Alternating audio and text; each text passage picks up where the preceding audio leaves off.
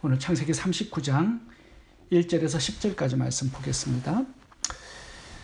이제 본격적으로 요셉의 이야기가 시작이 됩니다. 애굽의 총리 대신이 되기까지 요셉의 성공의 과정을 잘 기록해 놓고 우리들에게 설명하고 있는데요. 요셉의 이야기를 통해서 성공이라는 주제를 살펴보기를 원합니다. 이 성공은 요셉의 경우에 보면 실패로부터 출발합니다. 노예로 팔리는 그 시점으로부터 요셉의 이야기가 시작이 되고 요셉의 성공 이야기가 출발합니다. 요셉뿐만 아니라 성경을 보면 모든 믿음의 조상들이 거의 다 이렇게 실패를 경험해요. 그 후에 성장도 하고 성숙도 하고 이제 하나님께 사역으로도 쓰임을 받습니다.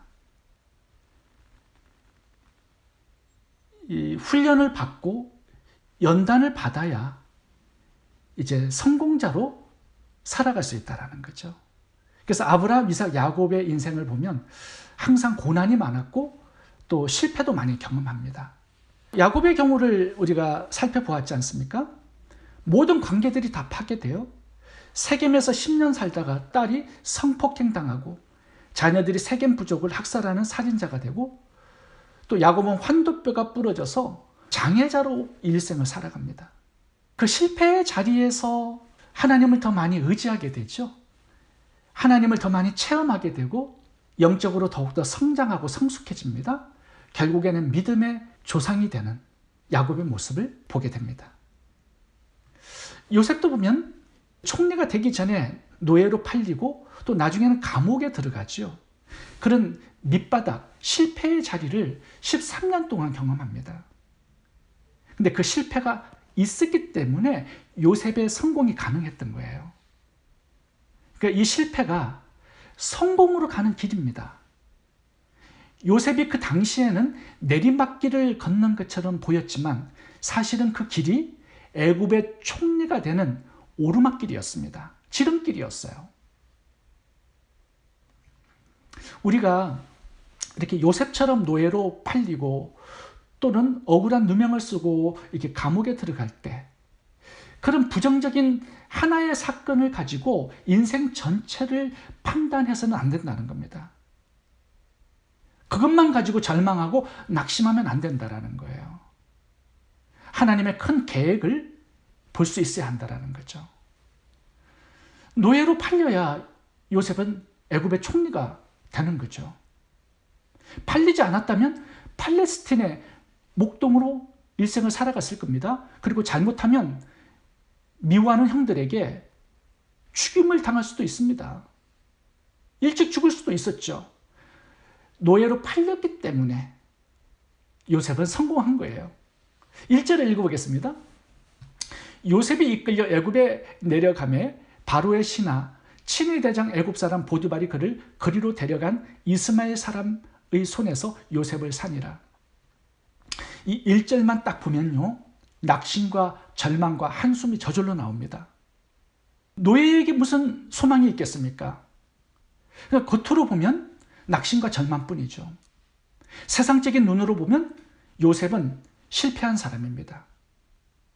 인생을 완전히 망친 사람이에요.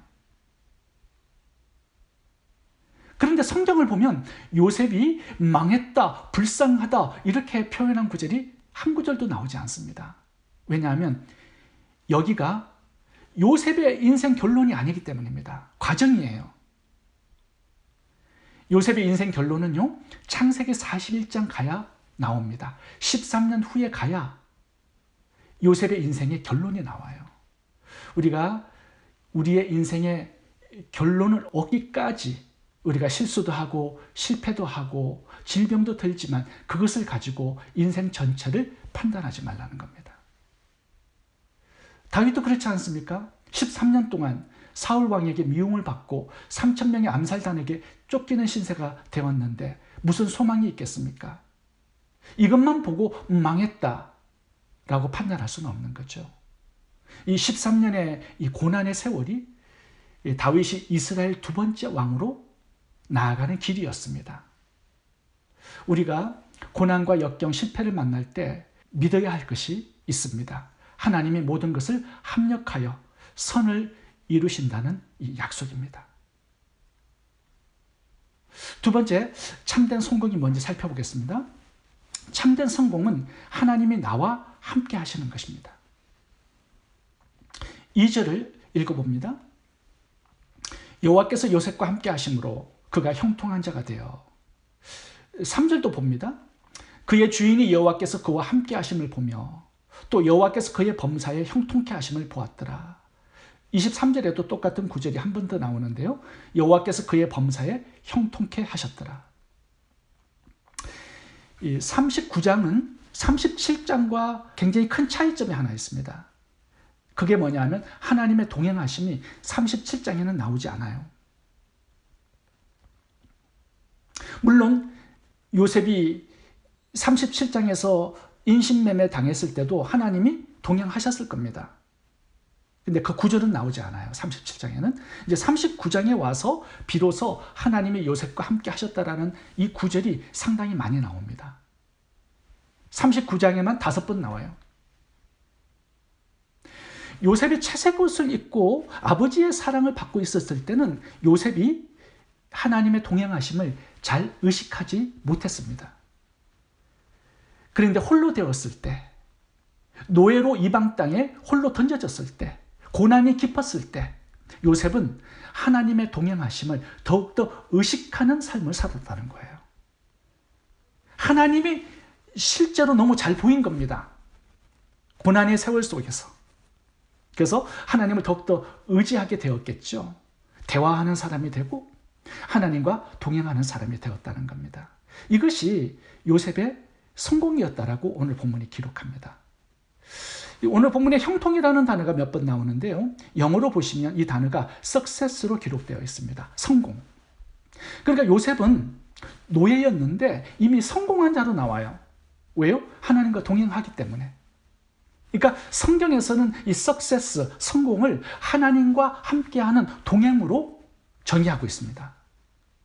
이것이 하나님 보시는 성경적인 참된 성공이에요. 하나님과의 동행. 창세기 5장에도 보시면 에녹이 어떤 업적을 이룬 것 없습니다. 성공적인 요소가 하나도 없어요. 근데 에녹을 성공적인 인생으로 기록해 놓았습니다. 왜냐하면 하나님과 동행했기 때문에. 창세기 5장 22절 읽어보겠습니다. 모두셀라를 낳은 후 300년을 하나님과 동행하며 자녀를 낳았으며. 24절 에녹이 하나님과 동행하더니 하나님이 그를 데려가심으로 세상에 있지 아니하였더라. 하나님이 얼마나 기뻐했으면 죽음을 보지 않고 그를 하늘로 승천시켰겠습니까? 하나님과의 동행, 이것이 하나님의 최대의 기쁨이고요. 우리의 최대의 성공입니다. 노아도 마찬가지예요. 그의 인생의 가장 큰 성공은 하나님과 동행한 것이었습니다. 창세기 6장 9절입니다. 노아의 사정은 이러하니라. 노아는 의인이요 당세의 완전한 자라. 그가 하나님과 동행하였으며. 성경은요, 하나님과 동행, 하나님과 함께하는 삶, 이것을 성공이라고 정의해 놓았습니다. 누가복음 16장을 보시면 거지 나사로가 나오죠. 모든 걸 다 잃어버렸습니다. 거지로 살아가요, 노숙자로 살아가요. 근데 그는 하나님을 믿고 하나님과 동행합니다. 이것이 노숙자로 살았던 거지 나사로의 성공이었습니다. 그런데 그가 구걸하며 살았던 부잣집 주인을 봐보세요. 죽어서 지옥으로 떨어져요. 가장 큰 실패자였다라고 말하는 거죠. 우리 중에 가난하게 살기 때문에, 직장이 좋지 않기 때문에, 수입이 적기 때문에, 육체에 조금 병이 들었기 때문에 원망불평하고 자기 자신을 비관하면서 사는 사람들이 있어요. 근데 내가 그 삶 속에서 하나님을 의식하고 의지하고 하나님과 동행하는 삶이 된다면 그 자체가 가장 큰 복이요, 이 세상의 최대의 성공입니다. 우리는 이미 성공한 사람이에요. 하나님과 동행하기 때문에. 하박국 선지자는 이렇게 말씀합니다. 비록 무화과 나무가 무성치 못하고 포도나무에 열매가 없고 또 감람나무에 소출이 없으며 밭에 식물이 없고 우리의 양이 없고 외양간에 소가 없을지라도 나는 여호와를 인하여 기뻐하며 내 하나님으로 인하여 즐거워하리라. 여호와 하나님 한 분으로 충분하고 만족하고 하나님을 기뻐하고 내 삶에서 즐거워할 수 있다면 그것이 참된 성공이라고 말씀하고 있습니다. 두 번째 참된 성공은 하나님을 증거하는 삶입니다. 3절을 봅니다. 그의 주인이 여호와께서 그와 함께 하심을 보며 또 여호와께서 그의 범사에 형통케 하심을 보았더라. 이 3절에서 제 마음에 들어온 단어가 뭐냐 하면 보았더라라는 단어입니다. 요셉의 주인 보디발이 하나님이 요셉과 동행하고 있는 것을 보았다 이렇게 기록합니다. 두 번이나 그렇게 기록되어 있어요. 보디발이 요셉을 보니까 요셉이 하나님과 동행하고 있어요. 하나님께서도 요셉과 동행해서 요셉이 하는 일마다 복을 주세요. 그것을 보디발이 보았다라는 겁니다. 요셉이 보디발에게 전도한 적이 없습니다. 하나님을 믿으라고 얘기한 적이 없어요. 그런데 보디발은 요셉이 섬기고 있는 하나님을 두 눈으로 확인하고 보았다라고 말씀하세요. 보디발이 어떻게 요셉이 섬기는 그 하나님을 보게 되었을까요? 3절에 답이 나옵니다. 여호와께서 그의 범사에 형통케 하심을 보았더라. 여기 중요한 단어가 범사라는 단어입니다. 하나님이 어떻게 기적적으로 나타나서 보디발이 본 게 아니에요. 어떤 번쩍번쩍한 모습을 보고 하나님의 살아계심을 본 게 아닙니다. 요셉이 하고 있는 하루의 평범한 일상 속에서 그가 하고 있는 일을 통해서 보디발은 하나님을 본 겁니다. 우리의 하루의 일상의 삶이 얼마나 중요한지 아시겠죠? 이것이 전도와 연결되어 있고요. 많은 사람들에게 하나님을 보여주는, 하나님을 증거하는 이 일과 연결이 되어 있다는 거예요. 요셉은 그의 삶을 통해서 하나님을 증거한 것입니다. 이방신이 가득한 그곳에 요셉은 하나님 한 분만을 섬기고 살았어요. 그 삶을 통하여서 보디발은 하나님을 본 것입니다. 요셉이 비록 노예의 하루의 삶이었지만 맡은 그 일을 성실하게 최선을 다해서 하나님께 하듯하며 살았던 그 삶을 통해서 보디발은 하나님을 본 것입니다. 제가 한국에 가서 아는 분들을 방문할 때 이제 아파트에 이렇게 방문을 하게 되는데 참 신기한 거는요. 아파트 그 문마다 바깥에 어떤 교회에 이 교패를 붙여 놓았습니다. 상당히 많아요. 근데 제가 어떤 아파트를 이렇게 올라가는데요. 거기서 부부싸움 하는 소리가 크게 들렸어요. 막 아이들을 혼내는 말이 밖에서 들려요. 욕하는 소리도 들릴 때가 있습니다. 그 교회 폐가요. 하나님의 이름을 욕되게 드러내는 것이죠. 제가 또 언젠가 하이웨이에 달리다가 옆에 차를 세우고 서로 싸우는 사람을 보게 되었습니다. 근데 그 차를 이렇게 보니까요. 뒤에 물고기 스티커가 붙어 있었어요. 예수 믿는 사람입니다. 교회 다니는 사람이에요. 근데 막 신나게 싸우는 거예요. 욕하면서. 이게 하나님의 영광을 가리는 사람들의 특징이거든요.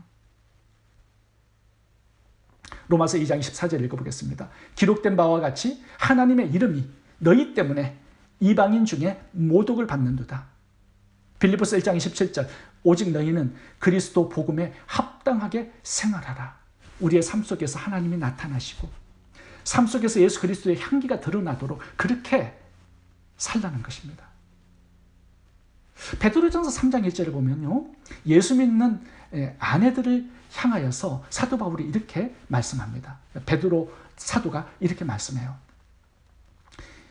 말로 말미암지 않고 그의 아내의 행위로 말미암아 구원을 얻게 하라. 아내의 남편이 믿지 않는 사람이에요. 그 남편을 전도하기 위해서 아름다운 삶을 살라는 것이죠. 가정 안에서. 요셉은 자신의 일상의 삶에서 성실하게 살아감으로 말미암아 하나님을 세상에 증거하는 삶을 살았다. 이렇게 오늘 본문이 말씀하고 있습니다. 이것이 성공이라는 거죠. 세 번째 참된 성공은 남에게 복이 되는 겁니다. 5절을 읽어보겠습니다. 그가 요셉에게 자기 집과 그 모든 소유물을 주관하게 한 때부터 여호와께서 요셉을 위하여 그 애굽 사람의 집에 복을 내리심으로 여호와의 복이 그의 집과 밭에 있는 모든 소유에 미치는지라. 요셉의 삶을 통해서요, 하나님의 복이 보디발의 집에 가득 흘러 넘쳤다라는 거예요. 나의 삶을 통해서 남들이 복을 받아요. 이것이 참된 성공이라고 말합니다. 요셉은 하나님만을 섬기는 삶을 살았기 때문에 하나님께서 동행해 주셨고 복을 주셨습니다. 근데 그 복이 요셉에게만 머물러 있지 않았다라는 겁니다. 요셉을 통하여서 흘러갑니다. 보디발의 집 전체에. 보디발은 요셉 때문에 복을 받았어요. 그것을 통하여서 하나님을 본 것이죠. 하나님을 섬기고 사는 사람들의 삶 속에 하나님께서 함께 하셔서 복을 주시는구나. 이 부분을 본 것입니다. 참된 성도는요, 자기만 복을 받는 것이 아닙니다. 다른 사람들에게까지 그 복을 전달하는 사람들입니다. 이것이 성경적인 성공이라고 말씀하고 있어요. 나만 잘 되면 다 된다라고 생각하지 말라는 거죠. 나를 통하여서 복을 받는 사람들이 생겨야 한다는 겁니다. 나의 직장을 통하여서, 나의 사업을 통하여서, 우리 교회를 통하여서 복을 받는 사람들이 있어야 한다는 거예요. 이게 참된 복이고 참된 성공이라고 말씀하고 있는 거죠. 아브라함을 보시면 하나님께서 복을 주실 때 아브라함만 먹고 살 정도로 복을 주신 것이 아닙니다. 열방을 축복할 수 있을 정도의 굉장히 큰 분량의 복을 주셨어요. 그래서 너는 복이 될지라. 열방을 축복하는 복의 근원이 되라고 말씀하고 있는 거죠. 성경을 보면요, 사울 왕은 권력이라는 복을 받았습니다. 근데 그것이 다른 사람들에게 복이 되지 않아요. 이게 실패자의 특징입니다. 솔로몬도 말년에 복을 참 많이 받은 사람이죠. 근데 그 복을 가지고 뭐 하죠? 1000명의 아내들을 얻어요. 이방 아내들을 얻어서 우상 숭배자가 됩니다. 실패자의 특징이 바로 이런 부분이에요. 나중에 나라를 망치죠. 가룟 유다도 그렇습니다. 예수님의 제자가 되었다면 복음을 통하여서 복을 받는 사람들이 생겨나야 되는데 복 받는 사람이 없어요. 실패자의 특징이죠. 라오디게아 교회도 그렇지 않습니까? 하나님이 토해 내칠 정도로 역겨운 그런 교회였어요. 왜 그렇죠? 하나님께서 재물의 복을 참 많이 맡겼습니다. 근데 나는 부자다. 나는 부족함이 없다. 돈 자랑을 해요. 예수님은 문 밖에 쫓아냅니다. 라오디게아 교회를 통해서 복받은 사람들이 없어요. 이게 실패한 교회의 특징이라는 거죠. 마태복음 25장에서 하나님께서 그의 종들을 심판하실 때 한 가지를 물어보십니다. 너를 통하여서 복받은 사람들이 있느냐? 이거 물어보세요. 줄인 자, 목마른 자, 나그네, 병든 자, 갇힌 자, 너를 통하여서 그들이 복을 받았느냐? 이렇게 물어보시거든요. 하나님께서 맡기신 달란트로 그렇게 복되게 살아가라는 것입니다. 다른 사람들도 복을 받을 수 있도록. 오늘 요셉의 삶을 보면요, 하나님께서는 처음에 큰 분량으로 복을 주시지 않았습니다. 처음부터 크게 복의 근원이 된 게 아니에요. 이제 창세기 41장부터 본격적으로 요셉은 모든 민족의 복의 근원이 됩니다. 이스라엘의 축복의 근원이 돼요. 근데 처음에는 어떻게 살아가죠? 보디발의 가정에 복의 근원으로 살아갑니다. 나중에는 감옥 안에서 죄수들의 복의 근원으로 살아가죠. 그래서 나중에 애굽 전체의 복의 근원이 됩니다. 처음에 작은 것에 성실하고 최선을 다하고 나를 만나는 몇 사람에게 복의 근원으로 살아가라는 거예요. 그것이 참된 성공이라고 말씀합니다. 마태복음 5장 14절부터 16절까지 읽어보고 마치도록 하겠습니다. 너희는 세상의 빛이라. 산 위에 있는 동네가 숨겨지지 못할 것이요 사람이 등불을 켜서 말 아래 두지 아니하고 덩경 위에 두나니 이러므로 집안 모든 사람에게 비치느니라.